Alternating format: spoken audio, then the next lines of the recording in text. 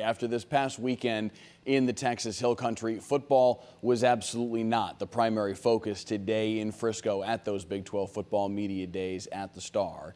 Here's Michelle Montaigne.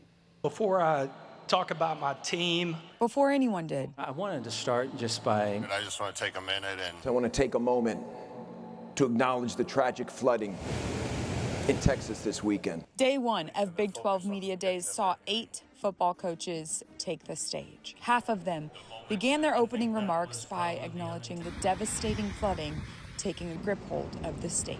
being a proud Texan and being nowhere else, have family that live in those areas. And Texas Tech head coach Joey McGuire has 2 children, making the tragedy ever more impactful. I can't imagine.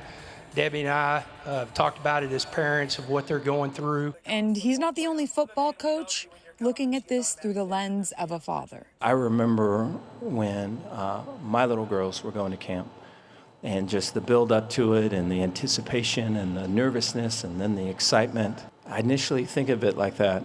I think of it through that lens. So for Baylor's Dave Aranda to have to think of it through the lens of some of the Camp Mystic parents today. It's a parent's worst nightmare. You know, my heart is broken, and the girls and the families affected are in my thoughts. And in all of ours. In Frisco, I'm Michelle Montaigne.